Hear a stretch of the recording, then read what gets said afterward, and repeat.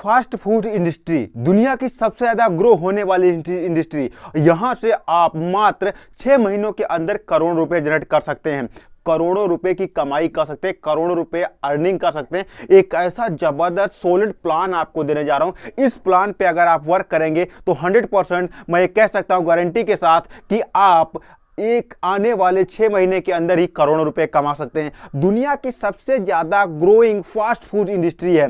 जैसे कि मैं बता दूं, लोगों का उठने बैठने का तरीका बदल रहा है, पहनावा बदल रहा है, उसी तरीके का लोगों का खाने का तरीका भी बदल रहा है। पहले लोग दाल चावल रोटी सब्जी पे डिपेंड रहते थे, बट आज की डेट में बर्गर पिज्जा इडली डोसा पर लोग डिपेंड होने लगे हैं। ऑर्डर भी इसी चीज के करने लगे हैं। पहले लोग जो है और तंदूरी रोटी वगैरह का ऑर्डर करते थे, बट आज की डेट में बर्गर पिज्जा इडली डोसा का ऑर्डर कर रहे हैं। तो जिस तरीके से दुनिया बदल इस तरीका बदला है, उस तरीके से आप भी आने वाले टाइम में करोड़ रुपए अगर कमाना चाहते हैं तो इस इंडस्ट्री में आज की डेट में आना होगा। अगर वही आप होटल की बात कर लेते हैं तो दाल चावल रोटी सब्जी देसी खाना देता है, उसकी अगर होटल्स की बात करें तो वो अगर एक दिन की उसकी अर्निंग 700 से 800 रुपए होती है। बट हाँ, अगर वहीं पर जो ये फास्ट फूड इंडस्ट्री वाले जो होते हैं, फास्ट फूड बिजनेस वाले होते हैं, ये लोग एक दिन में लगभग 2000 से 3000 रुपए आराम से अर्न कर लेते हैं। वो कैसे अर्न करते हैं, वो जो तरीके में आपको बताने जा रहा हूं, अगर 2 से 3000 रुपए वाले भी इस तरीके का यूज करेंगे तो वो गारंटी के साथ ये भी मैं कह सकता हूं कि 6 महीने के अंदर वो भी करोड़ों रुपए की अर्निंग उनके पास भी होने लगेगी। तो बगैर समय गवाए, my name is Bhupendra Sharma, motivation speaker, business coach.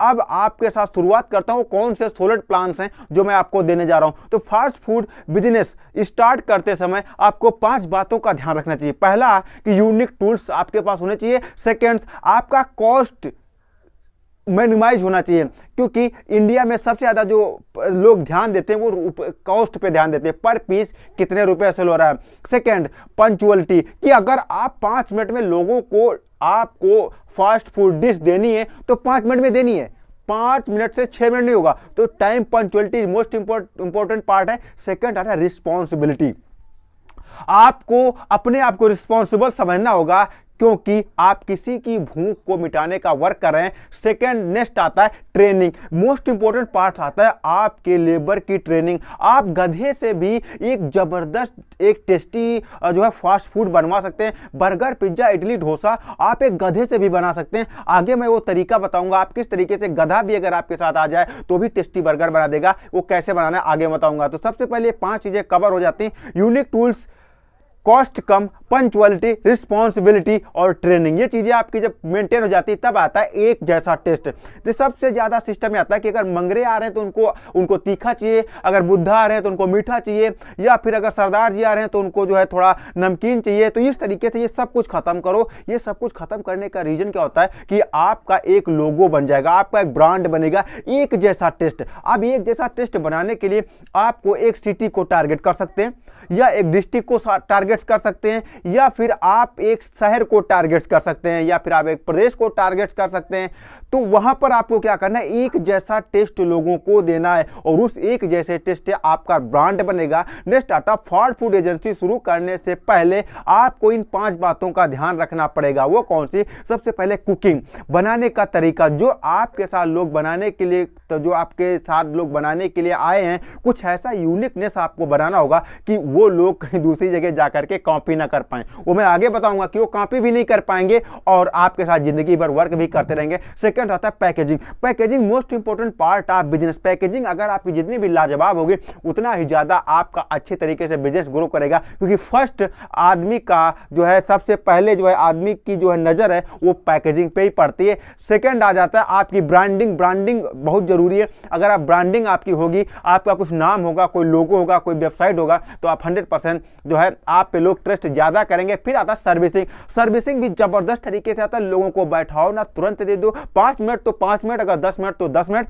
Test एक जैसा होना चाहिए, सर्विस जबरदस्त होनी चाहिए। फिर नेक्स्ट नंबर पे आता है मेन्यू रेट। आपका मेन्यू रेट ये नहीं कि अगर आपका साला आ गया दूसरा रेट है, बहनोई आ रहा है दूसरा रेट है, या फिर अगर आपके चाचा आ रहे हैं, चाची आ रहे हैं, या कोई फ्रेंड सर्कल का आ रहा है, सबके लिए सेम रेट। किसी के लिए भी कोई भी गुंजाइश नहीं, सबके लिए सेम रेट है। अगर आप 5 पीस खरीदते हो, 5 पीस इडली खरीदते हो तो आपको 1 पीस फ्री मिलेगी, वो सब के लिए। इंडिया में लोग वेजिटेरियन ज़्यादा पसंद करते हैं, तो यहाँ पर आप वेजिटेरियन रख सकते हो और यहाँ पर आराम से सब प्रॉफिट अर्न कर सकते हो। रोज न्यू टेस्ट। अब एक फार्मूला और आ जाता है, हमेशा आपको पर डे एक R&D डिपार्टमेंट बना लेना है। वहां पर आपको पर डे एक नया प्रोडक्ट क्या टेस्ट ट्राई करना है और उस टेस्ट को ट्राई करके लगभग 365 दिन में आपको 365 टेस्ट तैयार करने हैं और उसमें से जबरदस्त अपनी टीम के अनुसार डिस्कशन करके आपको 3 टेस्ट के डिशेस लॉन्च कर देने। वो डिशेस लॉन्च इसलिए करना है ताकि वो डिशेस अगर आपकी पिछली डिशेस कॉपी भी हो जाए तो 3 डिशेस आपकी मार्केट में फिर से छा जाए और आपको प्रॉब्लम ना हो। नेक्स्ट नंबर पे आता है मोटापा हो या शुगर, ऐसे लोगों का भी विशेष ध्यान रखना है। अगर वो मोटापा चाहते हैं तो उनको हेल्दी फूड्स दो और उनको हेल्दी फूड्स देने के बाद ऑयली फूड्स दो, ज्यादा ऑयली दो। अगर वो मोटापा का शिकार नहीं है तो उनको ऑयली फूड्स दो, उनकी सेहत का भी ख्याल रखना है। ऑयली फूड दो, हेल्दी करो, उनको जो है शुगर की मात्रा भी ध्यान रखो क्योंकि वो भी एक मोस्ट इंपॉर्टेंट पार्ट है। उनको वेज बर्गर दो जिससे शुगर वगैरह मोटापा वगैरह की प्रॉब्लम दूर हो जाए। फिर क्या आता है लोकलाइज।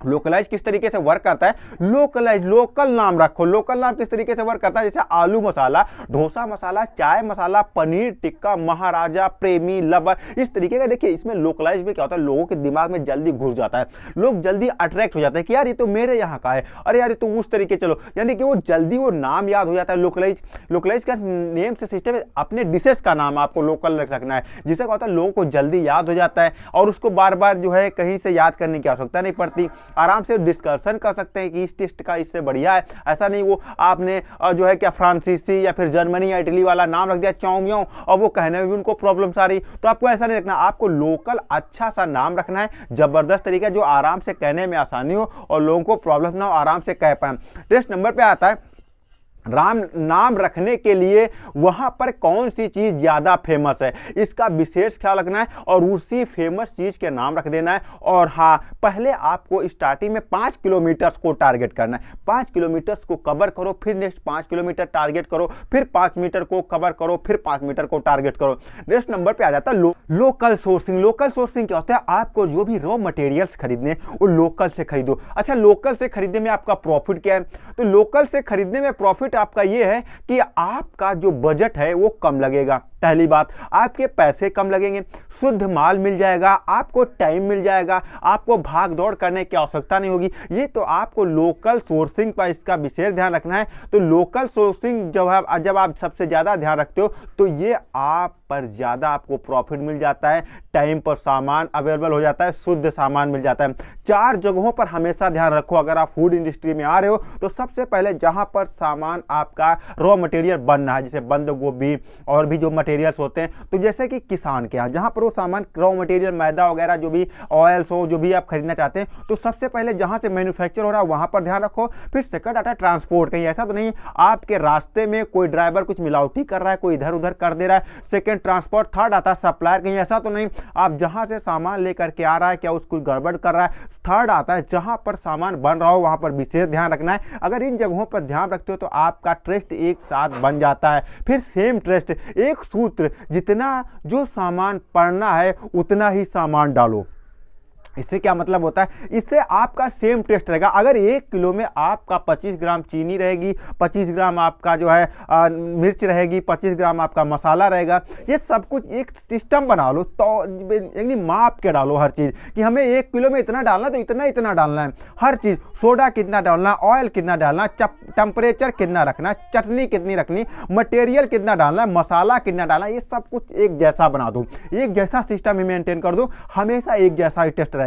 फिर नेक्स्ट आता है, अब आ जाता है असेंबली लाइन। असेंबली लाइन पे क्या होता है, यहां पर गधा भी वर्क करेगा और आपका जो भी सूत्र होगा वो कोई चुरा नहीं पाएगा। यानी कि अगर आप बर्गर बना रहे हो और बर्गर में कितना कितना मटेरियल डाल रहे हो वो कोई चुरा नहीं पाएगा, कोई भी बर्गर बनाने में मास्टर नहीं होगा, क्योंकि आप असेंबली लाइन बना देते हो। असेंबली लाइन क्या है, मतलब अगर एक जगह पे 5 आदमी खड़े हैं, अब 5 आदमी, एक ने क्या किया, जो है बर्गर को, जो भी बर्गर का टोस्ट आता है उसे काटा, दूसरे को दिया, दूसरे ने उसे टेम्परेचर किया, तीसरे को दिया, तीसरे उसमें मक्खन मारा, उसने चटनी मारा, फिर उस पर उसने जो है रॉ मटेरियल लगाया, मसाला डाला, और पांचवें ने उसे क्या किया, पैकेजिंग करके बाहर निकाल दिया और कस्टमर के पास पहुंच गया। इसमें क्या जल्दी भी वर्क होगा, कोई आपका सूत्र कोई कॉपी भी नहीं कर पाएगा, और आपका वर्क इतना जल्दी से हो गया, कोई अलग मोमेंट नहीं होगा। एक साथ लोग काम कर रहे हैं, झटफट फट फट फट फट फट काम हो रहा है, और धड़ धड़ धड़ सर काम हो रहा है, और चला कोई कॉपी भी नहीं कर सकता, और किसी का समय भी वेस्ट नहीं होगा। Right time lunch, right time जो है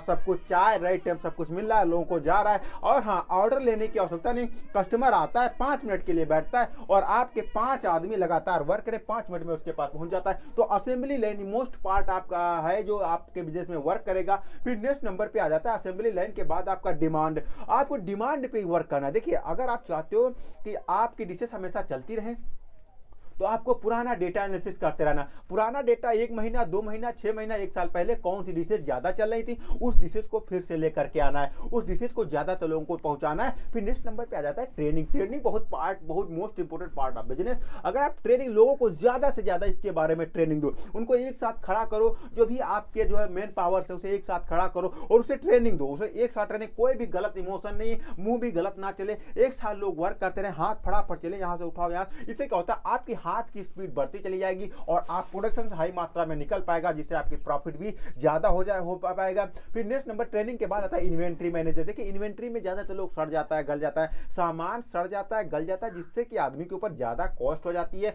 वो लॉस में जा सकता है। इस वजह से आपको इन्वेंट्री किस तरीके से मैनेज करनी है, सबसे पहले इन्वेंट्री जो आती है वो आती है आपकी खास दिन इन्वेंट्री। ये किस तरीके से वर्क करती है, यानी कि जैसे दशहरा हो गया, या फिर भैया दूज हो गई, या रक्षाबंधन हो गया, होली, दिवाली, इसके लिए आपको कितना सामान रखना है ये आप डिसाइड कर लो, कितना सेल हुआ था, और फर्स्ट फेस्टिवल के अनुसार आप टेस्ट सेलेक्ट कर सकते हो। फिर नेक्स्ट नंबर आता है बफर इन्वेंट्री। ये किस तरीके से वर्क करती है, ये इस तरीके से वर्क करती है। बफर इन्वेंट्री का मतलब होता है 20% एक्स्ट्रा, यानी कि अगर मान लीजिए किसी दिन 20% एक्स्ट्रा का मतलब ये रखने से ये होता है कि एक दिन का माल दूसरे दिन खत्म कर दो। इसका मतलब ये होता है कि कोई जैसे कि किसी की शादी पार्टी, बगल में कुछ भी आ गया, इमरजेंसी में लोग आ गए, तो वहां पर इसका आप वर्क कर सकते हो। फिर आता है डी कबल इन्वेंट्री। यहाँ पर कैसे वर्क होता है, यहाँ पर लोग जो है कितनी मात्रा में कितनी चीजों की आवश्यकता पड़ती और उसे मल्टीपल चीजों की आवश्यकता पड़ती है। जैसे चटनी को कितनी मात्रा में कितनी जगहों पर लगाई जाती है, तो इसे हम कहते हैं D couple manufacturing, D couple inventory, यानी कि 4 जगहों पर लगाई जाती है। यानी कि अगर आपको जो 1 पैकेट लेना है तो उसे 4 पैकेट आपको ले लेना है। फिर आता है पाइपलाइन असेंबली। ये किस तरीके से वर्क करती है, इसके आपको पाइपलाइन असेंबली का मतलब है किसान से लेकर के सप्लायर से लेकर के आपकी शॉपकीपर तक का पूरा एक पाइपलाइन होना चाहिए कि अगर आप सामान कम पड़ता है तो बैक में भी आपके अवेलेबल होना चाहिए, वहां पर भी आपको तुरंत सामान मिल जाए। फिर आता है साइकिल इन्वेंट्री। ये किस तरीके से वर्क करता है, साइकिल इन्वेंट्री यानी कि सेम रफ्तार से, सेम सिस्टम से आपका वर्क चलता रहे, आपका वर्क रुके ही ना, इसे हम सेम इन्वेंट्री कहते हैं। तो आशा करता हूं आप समझ पाएंगे कि बर्गर इंडस्ट्री लगाने क्या है या फास्ट फूड इंडस्ट्री लगाने के लिए हमें किन पॉइंट्स का ध्यान रखना चाहिए। अगर ये सारे पॉइंट्स आप अप्लाई कर लेते हो तो 100% आने वाले टाइम में आप सफल सक्सेसफुल इंसान बन जाओगे, आपको कोई नहीं रोक सकता। अगर एक भी पॉइंट्स आपने मिस किया, बैक करके जा करके देख लो, सारे पॉइंट्स लाजवाब है, सारे पॉइंट्स गजब के हैं। तो मिलता है फिर किसी अमेजिंग और धमाकेदार वीडियो में, तब तक के लिए इजाजत, नमस्कार।